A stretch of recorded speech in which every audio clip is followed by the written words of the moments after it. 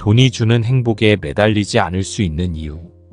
내가 인생에서 무엇에 매달리는 사람인지를 알아가야 합니다.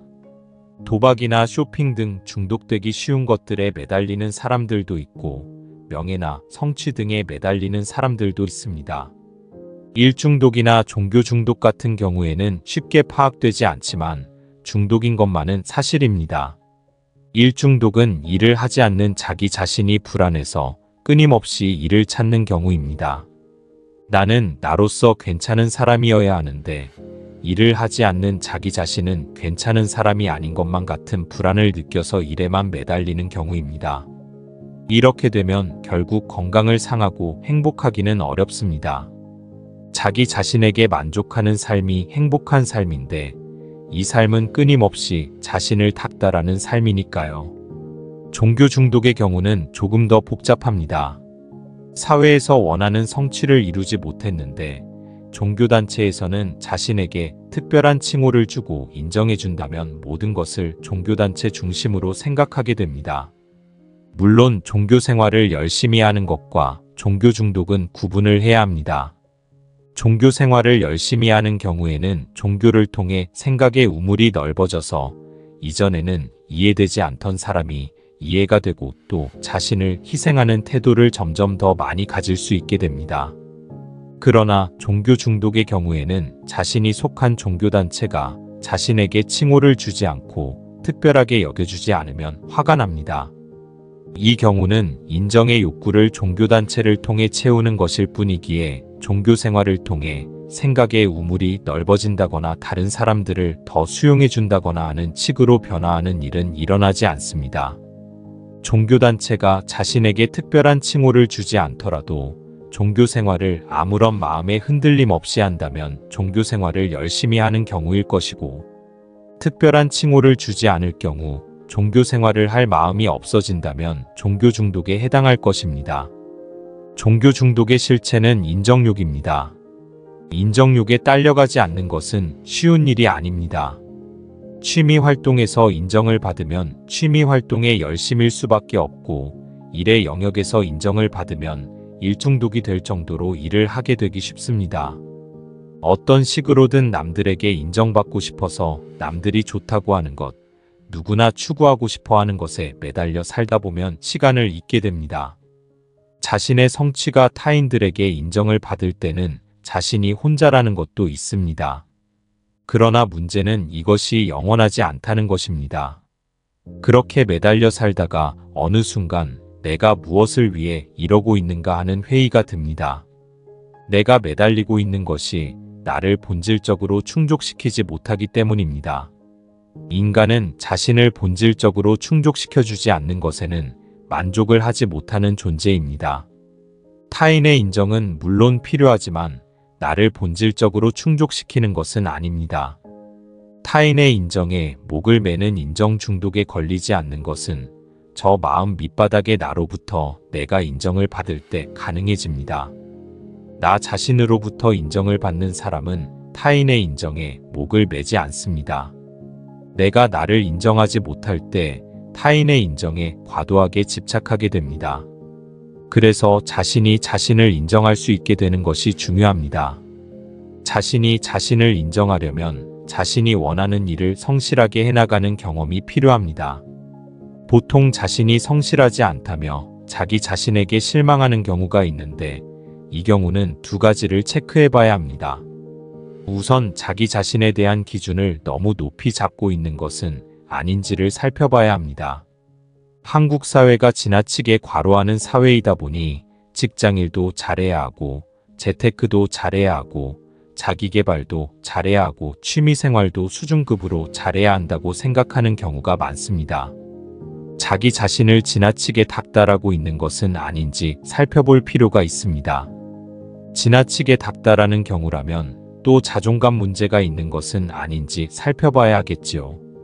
자존감 문제가 있다면 작은 성취를 쌓아가려 노력하면서, 그리고 자기 자신을 잘 인정해주는 사람을 자주 만나면서 자기 자신을 다독여가며 자기 자신을 발전시켜 나가는 것이 좋습니다. 나는 안 돼 라는 말을 습관적으로 하지 말고 그럴 때마다 아니야 되게 할 거야. 헛되게 하는 방법을 찾을 거야. 라는 말을 스스로에게 들려주는 것도 좋습니다. 또 하나 체크해봐야 할 것은 혹시 하고 싶은 일을 하는 것이 아니어서 성실하기 어려운 건 아닌지를 살피는 것입니다. 누구나 자신이 하고 싶은 일에는 시간과 에너지를 기울이게 됩니다. 나의 소질을 잘 발현할 수 있는 일은 좀 더 쉽게 잘하게 되고 그러다 보니 성취감을 잘 느끼게 됩니다. 소질을 잘 발현하면서 내가 의미를 느낄 수 있는 일을 찾아야 합니다. 대체로 이런 일들은 경제적인 안정이 보장되지 않는 경우가 많습니다. 그런데 죽음의 문제에 직면하고 나면 인생에서 무엇이 정말 중요한지가 분명해지기에 자신이 소질을 발현할 수 있는 일이 무엇인지를 좀 더 잘 알게 됩니다. 그런데 여기서 한 가지 생각해야 하는 것이 있습니다. 소질은 굉장히 다양한 일을 통해 발현될 수 있습니다. 의사나 변호사를 안 하면 다른 일에서는 절대로 소질을 발현할 수 없는 것이 아닙니다. 그런데 죽음에 직면하지 않고 회피하는 경우에는 타인의 인정에 매달리게 되기에 정말 자신이 원하는 일이 아니라 타인의 인정을 받는 일을 하고자 하게 됩니다. 그러니까 내가 어떤 일에 몰두를 하지 못한다면 그 일을 하는 과정 자체에서 만족을 느끼는 것이 아니라 타인의 인정과 시선에 맞추어서 일을 선택했기 때문일 수 있습니다. 혹시 내가 정말 원하는 일이 아니라 남들 눈에 그럴싸한 직업을 가지려고 하기 때문은 아닌지도 생각해 볼 필요가 있습니다. 죽음에 직면하고 나면 내가 정말 소질을 발휘할 수 있는 일에 관심을 가지게 됩니다. 자신이 소질을 발현할 수 있는 일을 하면 성취감을 느끼게 되고 보통은 자신이 성취감을 느끼는 일에서는 의미도 찾게 됩니다. 일이라는 게 다른 사람과 얽혀있게 마련이고 내가 일을 잘하면 나와 연결되어 있는 사람에게 도움이 되기 마련이니까요. 그렇지 않은 경우를 생각해 봅시다. 어떤 사람이 도둑질에 소질이 있다고 해보죠. 그런데 사람은 도둑질을 통해 성취감을 느끼기는 어렵습니다. 말로는 동료 도둑들에게 무용담처럼 자신의 기술에 대한 자랑을 늘어놓을지라도 떳떳하게 내놓을 수 없는 일을 하면서 성취감을 느끼는 사람은 없습니다. 그런 자기 자신을 마음의 밑바닥에서부터 인정하기 어려우니까요. 자기가 자기를 제일 잘 압니다. 자기가 자기를 인정하기 어려울 때 그런 자기 자신에게 실망하다 못해 미워하게도 됩니다. 무조건 특별한 성취를 이룬다고 해서 인간이 자기 자신에게 만족하는 것은 아닙니다. 우리가 자본주의 사회에 익숙해서 돈이 굉장히 중요한 것 같이 느껴져도 실제로 인간을 만족시키는 것은 돈이 아닙니다. 돈이 주는 1차적 편리가 짜릿하기는 하지만 돈은 인간을 궁극적으로 만족시키지는 않습니다. 이 비밀을 모르는 것이 현대인들의 불행이라고 저는 생각합니다. 인간은 자신이 하는 일을 통해 성취감과 의미를 느낄 때 행복합니다. 자신이 하고 싶은 일을 하고 그 일에서 의미를 느낄 때 그리고 내가 의미를 느끼면서 하는 일로 인해 타인의 인정까지 받게 될 때 인간은 행복해집니다. 내가 무슨 일을 하며 살 것인가는 나답게 사는 것과 관련해서 굉장히 중요한 부분입니다. 내가 싫어하는 일을 강요받으면서 살면서 나답게 산다고 느낄 수 있는 사람은 없습니다. 그런데 하고 싶은 일을 하는 데는 희생이 따릅니다. 하기 싫은 일을 할 때 돈을 벌 수 있고 하고 싶은 일을 하려면 돈을 내야 한다고 하지요. 돈도 벌고 하고 싶은 일도 하고 요즘들 흔히 말하는 덕업일치는 참 어려운 것입니다. 그리고 아무리 하고 싶은 일이어도 그 일을 하는 과정이 즐겁기만 한 경우는 없습니다. 예전에 어느 유명 가수분이 그런 말씀을 하셨어요. 하고 싶은 일 한 가지를 하려면 하기 싫은 일 10가지를 해야 한다고 말입니다. 예술 활동을 한다고 해도 노래만 부르거나 악기만 연주하고 앉아 있을 수는 없습니다. 잡다구레한 실무적인 일들을 같이 해야만 하지요. 하고 싶은 일을 해야 한다는 취지의 글을 쓸 때는 심리적 부담감을 느끼게 됩니다. 세상에 하고 싶은 일을 하면서 사는 사람이 얼마나 될까 싶어서 배부른 소리로 들릴 수밖에 없다는 생각이 들 때가 많기 때문입니다. 하고 싶은 일을 하려면 희생해야 하는 것들이 꽤 많습니다. 그래서 많은 분들이 지금 하고 있는 일이 하고 싶은 일이 아니라고 느끼지만 어쩌면 지금 못하고 있는 그 하고 싶은 일이 현실적인 희생을 감수할 만큼 하고 싶은 것은 아닐 수도 있습니다. 원래 남의 떡이 커 보이는 법이어서 내가 하는 일은 지루해 보이고 남이 하는 일은 괜찮아 보이는 것일 뿐일 수도 있습니다. 그리고 사실 하고 싶은 일이라는 것이 명확하게 딱 정해지지 않을 수 있습니다. 자칫하면 우리는 서류 처리는 싫은데 변호사 일은 하고 싶다거나 손으로 뭘 조작하는 건 싫은데 의사 일은 하고 싶다거나 하는 식으로 잘못 생각할 수도 있습니다. 어쩌면 그 일을 통해 얻어지는 사회적 인정이 마뜩지 않은 것인데 일의 종류가 마음에 안 든다고 생각할 수도 있습니다. 그리고 꼭 직업을 통해서 하고 싶은 것을 해야 하는 것도 아닐 것입니다. 이미 어떤 직업으로 밥벌이를 제대로 하고 있다면 부업으로 아니면 취미로 아니면 봉사로 하고 싶은 일을 할 수도 있을 것입니다. 봉사나 취미로 하는데 하고 싶은 것을 하지 못하는 경우는 별로 없습니다. 직업으로는 경제적 기반을 마련하고 그 기반 위에서 하고 싶은 일을 하는 것도 바람직한 일입니다. 인간은 사회에 필요한 일을 하면서 그 일로 인정받고 그 일을 하는 과정에서 만나는 사람들과 연결감을 가질 수 있으면 행복해집니다. 이런 식으로 보면 나에게 절대적으로 불만족감을 줄 일도 절대적으로 만족감을 줄 일도 그리 많지 않다는 것을 깨닫게 됩니다. 대부분의 일들은 어느 정도의 만족감과 어느 정도의 불만족감을 줄 것입니다.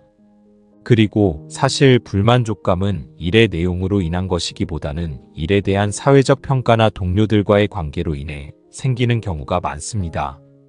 그러니까 일에 대한 사회적 평가에 대해 내가 초연해지면 그렇게 큰 문제는 생기지 않을 수 있는 것입니다. 자기가 하고 싶은 내용의 일을 할 경우에는 일에 대한 사회적 평가에 초연해지기 쉽습니다.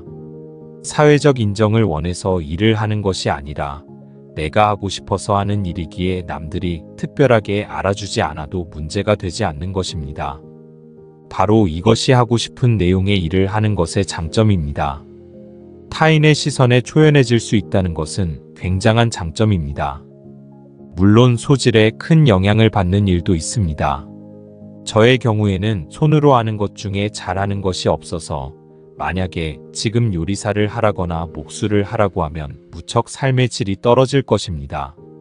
소질이 중요하기는 하지만 사실 이미 밥벌이를 할 정도로 어떤 일을 하고 있다면 그 일이 그렇게까지 적성에 맞지 않는 일일 가능성은 크지 않습니다. 할만하니까 해왔을 가능성이 높으니 말입니다. 인간은 여기가 아닌 다른 곳, 지금이 아닌 다른 때를 꿈꾸기 쉽습니다. 늘 좋은 것은 남에게 있는 것만 같은 착각이 들기가 쉽습니다. 그래서 지금 하고 있는 일에서는 불만족의 측면만 보고하고 있지 않는 일에서는 만족의 측면만 생각할 가능성이 높습니다. 그래서 정말 하고 싶은 일이 무엇인가를 아는 일이 쉽지는 않습니다. 정말 나에게 중요한 것에 집중할 수 있게 해주는 것은 삶을 죽음 앞에 세워보는 사고 실험입니다. 저는 내일 죽어도 오늘 철학을 합니다. 죽어가는 삶을 철학에 던지겠다고 생각할 정도로 철학을 좋아하고 철학의 필요성을 느끼기 때문입니다. 철학의 힘으로 누군가의 삶의 어려움을 더는데 도움이 되고자 하는 마음이기에 제가 철학 교수인가 아닌가는 별로 중요하지 않았습니다. 사회과학 전공자였기에 대학원을 가도 차라리 학부 전공을 살리는 편이 전임 교수로 임용되는데 훨씬 유리했습니다. 솔직히 말해 저는 공부하기도 5배쯤 어렵고 전임 교수 되기도 5배쯤 어려운 전공으로 바꿔서 대학원에 진학하는 선택을 한 것입니다. 당시의 저로서는 대학원에 진학하려면 학비도 생활비도 모두 벌어가면서 해야 하는데 사회과학을 전공하기 위해 그 고생을 할 마음은 나지 않았습니다. 철학이기에 그 고생을 하면서라도 공부하고 싶었지요. 그러니 저는 교수가 되기 위해 대학원을 간 것이 아닙니다. 철학을 공부하기 위해 대학원에 갔지요. 철학을 매개로 누군가에게 도움이 될 수 있다면 저에게는 제가 강사인지 교수인지가 그리 중요한 문제가 아니었습니다. 그래서 그 시간을 버틸 수 있었습니다. 지금 돌이켜보면 저는 제 소질을 잘 발휘해서 성취감과 의미를 얻을 수 있는 일을 선택한 것이었습니다. 물론 그 당시에는 이렇게까지 자세히 의식하지는 못했습니다. 그저 삶의 비밀을 알고 싶었고 저는 끝까지 궁금해서 따져드는 스타일이라는 것을 알았을 뿐입니다. 그래도 철학에 무언가가 있는 것 같았고 저는 그것을 찾고 싶었습니다. 저는 언어를 잘 정제하고 사태를 정확히 드러내는 언어 표현을 찾는 것을 좋아합니다. 물론 지금은 언어의 한계에 대해 더 많이 생각합니다. 그러나 여전히 언어에는 힘이 있음을 믿습니다. 과도하게 언어를 신뢰하지 않으면서 필요한 만큼 언어의 힘을 활용하는 것이 바람직하다고 생각합니다. 문제 상황을 잘 언어화하고 생각을 잘하면 꼬였던 문제도 풀 수 있게 됩니다. 그래서 저의 언어가 누군가에게 도움이 되면 저에게는 의미가 창출됩니다. 누군가가 저의 언어를 듣고 생각을 바꾸고 그로 인해 인생의 문제를 해결하는데 도움을 받았다고 하면 저는 행복해집니다. 그래서 저는 철학을 하고 싶어 합니다. 철학은 문제를 다르게 보게 하고 입장을 전환하는 능력을 향상시켜서 문제를 풀어가도록 도울 수 있습니다. 철학에는 그러한 힘이 있는데 워낙에 정교한 생각의 체계이다 보니 철학의 힘을 전달하기가 어려운 편입니다. 그러나 제가 철학의 성찰력을 일상의 문제에 적용하는데 도움이 되는 글을 쓰면 여러분에게 철학의 효과를 느끼게 할 수 있습니다. 그래서 저는 스스로를 철학 커뮤니케이터로 칭하고 그 역할을 하겠다고 나섰습니다. 대학 안에서 철학 박사로 철학 교수로 남들이 고고하게 봐주는 위치로 지내도 되는데 저는 대중을 위한 철학이 필요하다며 남들이 가지 않는 길을 가려고 나섰습니다. 경제적으로도 안정적이지 않고 여러 가지 어려움이 있지만 철학의 힘을 믿고 그 철학의 힘을 통해 많은 분들이 문제를 해결하는데 도움을 드릴 수 있다고 믿기 때문에 이 길을 나설 수 있었습니다. 의미가 있다는 것을 분명히 알고 느끼니까요. 그렇지만 어떤 분들은 불안해합니다. 남들처럼 그냥 대학 안에 있지 굳이 나와야 할 이유는 무엇인가 의아스러워하지요. 그러나 논문의 글쓰기와 대중들을 위한 글쓰기가 다릅니다. 저는 논문도 대중서도 다 잘 쓰는 사람이고 싶지만 둘 중에 하나만 택해야 한다면 대중서를 잘 쓰는 사람이 되고 싶습니다. 철학 박사 중에 대중서를 잘 쓰는 사람은 아주 드뭅니다. 저에게는 철학의 힘을 대중에게 전달하는데 이렇게 계속 실패하고 있으면 안 된다는 절박함이 있습니다. 자신의 인생을 본연의 마음으로 살아가는데 도움이 되는 철학의 힘을 전하고 싶기 때문입니다. 한 명이라도 더 행복하게 살아야 사회가 행복해질 수 있을 테니 말입니다. 우리가 선택해서 태어난 인생은 아니지만 이왕 태어났는데 최대한 행복하게 살아야 하지 않겠습니까? 더 정확히는 인생에는 너무나 많은 어려움이 있는데 이 어려움을 완화하고 좀 더 행복해지는데 철학의 성찰력이 많은 도움이 된다고 생각하기 때문입니다. 행복하게 살기에도 짧은 인생에서 생각만 잘하면 풀 수 있는 문제마저 풀지 못해 고통 속에 빠져 있다가 간다는 것은 너무나 안타까운 일이 아니겠습니까? 나의 고통은 옆 사람의 고통으로 이어지고 세상의 고통으로 이어집니다. 고통스러운 사람은 부정적인 시선을 가지고 옆 사람을 대하게 되고 그로 인해 옆 사람과 갈등하게 되니까요. 인간을 본질적으로 충족시키는 것. 다른 나라에는 철학의 힘을 대중에게 전파하는 유명한 철학 칼럼니스트가 제법 있습니다. 사회를 합리적인 방향으로 이끌어가는데 중요한 역할을 하고 있습니다. 저는 그 역할까지는 못한다고 하더라도 생각을 잘해서 풀 수 있는 문제는 풀고 살도록 돕는 역할을 하고 싶습니다. 인생에는 생각으로 풀 수 없는 문제가 많지만 생각으로 풀 수 있는 문제도 많습니다. 사실 생각으로 풀 수 없는 문제는 인간의 통제 영역 밖에 있는 것입니다. 그러니 그 문제를 붙잡고 통사정하는 우를 범해서는 안 됩니다. 생각을 잘해서 풀 수 있는 문제를 풀기만도 바쁩니다. 할 수 있는 것을 하기도 바쁘니 할 수 없는 것을 가지고 통사정하기보다는 할 수 있는 것에 집중할 필요가 있습니다. 저의 얘기로 와서 얘기가 길어졌습니다.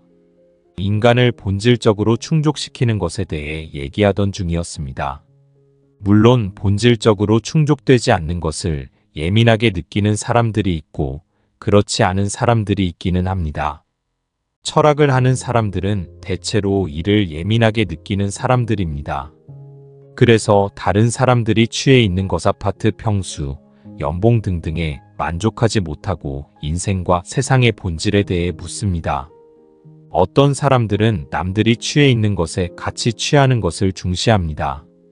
그런데 이러한 도취는 인간에게 궁극적 만족을 주지 못합니다. 문제는 이러한 도취가 자신에게 궁극적 만족을 주지 못한다는 것을 인생을 다 살고 나서야 느낀다는 것입니다. 겪어봐야 알게 되니까 말입니다. 그러면 그때 몰려오는 허무는 감당하기 어려워집니다. 자신이 잘못 살았다는 것을 오래 살고 나서 느낀다면 그것을 감당하기는 어려울 것입니다. 이를 피할 수 있기를 바라게도 되지만 인간은 이를 느끼고야 마는 존재입니다. 그렇지 않다면 오히려 돈이 많으신 분들이 저에게 오셔서 사실은 제가 철학에 관심이 많습니다라고 말씀하시게 되지는 않았을 것입니다. 인간은 배부른 돼지로 죽을 수 없는 존재입니다. 생로병사의 허망함을 느끼고 겪을 수밖에 없기 때문입니다. 죽음이 다가온다는 것을 목도하면서 살 수밖에 없는 존재이기 때문입니다. 제가 자꾸 죽음을 얘기하는 것은 죽음이 근본적 문제이기 때문입니다. 인생을 오래 살고 나서야 인생의 허망함에 직면하면 그때의 후회는 어떻게 할 수가 없습니다. 엄마 뱃속으로 도로 들어갈 수도 없으니 자신의 인생이 엎질러진 물인 것 같아 후회스럽기만 할 뿐이기 때문입니다. 언젠가는 배고픈 소크라테스가 될 수밖에 없다는 것이 인간의 가혹한 운명입니다. 그런데도 우리는 배고픈 소크라테스가 되지 않을 수 있다고, 배부른 돼지로 성공적으로 죽을 수 있다고 자꾸 착각하며 살아가고 싶어집니다. 인생의 허물을 직면하게 하는 콘텐츠는 멀리하면서 무거움과는 상관없이 살아가고 싶어집니다. 그러나 그러한 삶은 남들이 좋다고 하는 것을 추구하는 삶이지 나의 삶은 아닙니다. 인간은 본래적으로 나의 삶을 추구하는 존재입니다. 진짜로 나의 삶을 살려면 인생의 허무와 외로움으로부터 도망치고 싶어서 본질적이지 않은 것에 매달리는 일을 중단해야 합니다. 그래서 인생의 허물을 직면하는 것부터 하자고 주장하는 것입니다. 이 길이 느낌상으로는 돌아가는 길 같아도 삶의 본질에 닿는 지름길이기 때문입니다. 저의 경우에 인생의 허무에 직면해서 철학의 길을 택했기에 이 길에서 얻는 성취는 본질적으로 저를 만족시킵니다. 그래서 이 월급 없는 삶을 기쁘게 살고 있습니다. 대학 안에서 대학생들에게 강의하는 것도 좋았지만 지금 이렇게 일반인들을 위해 글을 쓰고 강의하는 것은 더욱 좋습니다. 사람들은 저를 두고 학교에서 뭐가 안 풀리니까 그런 것 아닌가 하는 생각도 할 것이고 이런저런 저에 대한 상상을 하겠지만 저는 읽는 일을 소외시키지 않는 글을 쓰고 듣는 일을 소외시키지 않는 강의를 하면서 일반인들에게 철학의 힘을 전하는 지금의 삶에서 행복을 느낍니다. 그래서 본질적인 충족이 주는 만족감을 잘 압니다. 그리고 그래서 본질적인 충족을 주지 않는 일에 별 관심을 두지 않게 됩니다. 지금도 저는 돈만을 목적으로 한다면 여러 루트로 돈을 벌 수 있습니다. 그러나 그 길이 저에게 본질적 충족감을 주지 않을 것을 분명히 알기에 흔들리지 않습니다. 저는 이것이 나로 사는 행복이라고 생각합니다. 저의 능력을 잘 발휘할 수 있는 영역에서 그 능력으로 타인들에게 도움을 주고 그로 인해 의미를 느끼는 삶을 사는 행복입니다. 이렇게 살 때 돈을 추구하지 않을 수 있고 돈이 주는 편리에 별로 연연하지 않게 됩니다. 본질적인 충족감이 주는 행복의 힘입니다. 물론 다시 돌아가서 살아내라고 하면 솔직히 자신 없다고 할 정도로 힘들었습니다. 그러나 철학을 선택한 것은 후회하지 않습니다.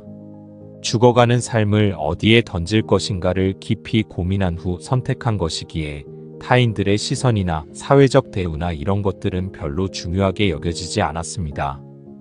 혹시 시간 강사 시절에 저에게 누군가가 멀쩡하게 행정학과를 졸업해놓고 미래도 보장되지 않고 언제 강의가 없어질지 모르는 연봉도 얼마 안 되는 시간 강사를 하는 것이 억울하지 않느냐고 물었다면 저는 이렇게 대답했을 것입니다. 나는 철학 강의를 하면서 행복하다고 말입니다. 철학을 통해 이 세상을 사랑하고 있으므로 그것으로 족하다고 말입니다. 그 강의에 강의료가 얼마가 주어지든 내가 강사로 강의를 하든 강의 전담 교수로 강의를 하든 전임 교수로 강의를 하든 누군가에게 메시지를 전할 수 있다면 된 것이라고 말입니다.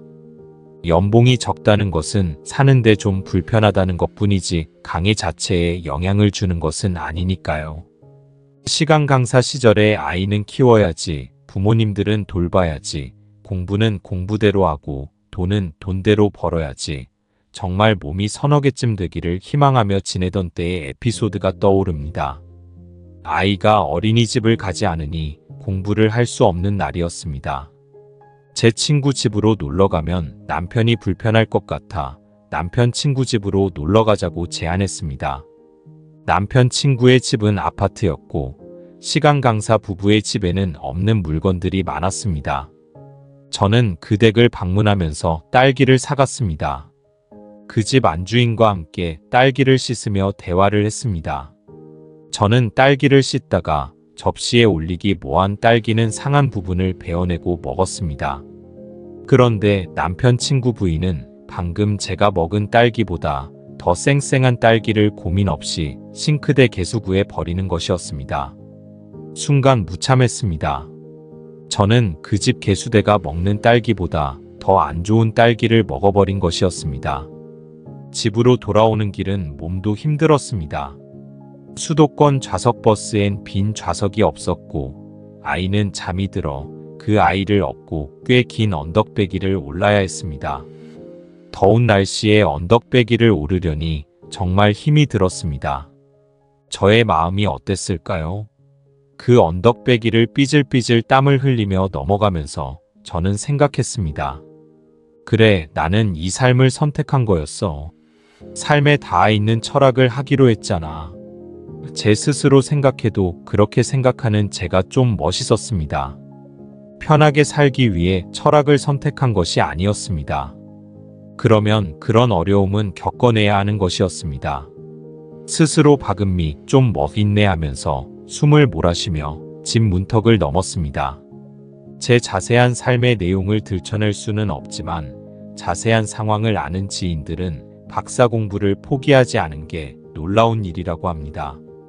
저는 생활의 어려움과 불편함을 모두 삭제한 채 책상에만 앉아 있을 수 있는 사람이 아니었습니다. 양가 부모님 중 두 분은 중병이셨고 또 다른 한 분은 젊으셨을 때부터 병원을 가까이 하실 수밖에 없는 분이었습니다. 시어머니께서 먼저 돌아가시니 시아버지께서 홀로 남으셨습니다. 친정아버지는 16년 중풍투병을 하셨고 홀로 남으신 어머니는 평생을 큰 병과 작은 병을 번갈아 겪으셔서 자매분들까지 뭔 수술을 또 하냐? 고할 정도입니다. 남편도 대학 때부터 등록금과 용돈을 해결해야 했고 저 역시 대학 때부터 모든 용돈을 제가 해결했습니다. 대학원 공부하면서부터는 부모님들을 도와드리면 도와드렸지 부모님으로부터 경제적인 도움을 받지는 않았습니다. 공부를 포기했어야 할 두 사람이 만나 부모님들 병원비 생활비 신경 써가며 아이 하나를 키워 대학을 보냈습니다. 제발 나에게 공부할 시간을 달라가 대학 밖을 선택하기 전 2020년까지의 저의 애타는 심정이었습니다. 그러나 삶에 닿아 있는 철학을 하겠다고 했으니 그 모든 것을 겪어내야 했습니다. 어찌 보면 배불러 터지게 철학을 한 것이 잘못이었던 것이겠죠. 돈만 버는 일을 해야 했던 사람이 중불나게 철학을 한 것일지도 모르겠습니다. 그러나 저는 그렇게 생활의 어려움을 삭제한 채 하는 철학 공부가 정말 철학 공부일까 하는 의문을 가지고 있습니다. 철학은 기본적으로 삶과 유리되어서는 안 되는 것이라고 저는 생각합니다. 그래서 누군가는 이런 철학을 해야 한다고 생각합니다. 여하간 그런 과정을 거치면서도 철학을 포기하지 않아 이렇게 여러분들과 만나고 있습니다. 저를 이때까지 버티게 했던 힘은 바로 죽어가는 삶을 철학에 던졌다는 그 결정의 힘입니다. 학생들은 자주 묻곤 했습니다. 하고 싶은 일은 돈이 안 되고 돈이 되는 일은 인생을 걸고 하고 싶지는 않다고 말입니다. 그게 원래 인생의 딜레마라고 저는 대답했습니다. 그래서 돈이 안 되는 그 일을 물질적 보상이 계속 없어도 하고 싶은지를 스스로에게 잘 물어봐야 한다고 말입니다. 그 정도 각오가 되어야만 그 삶을 버틸 수 있다고 말입니다.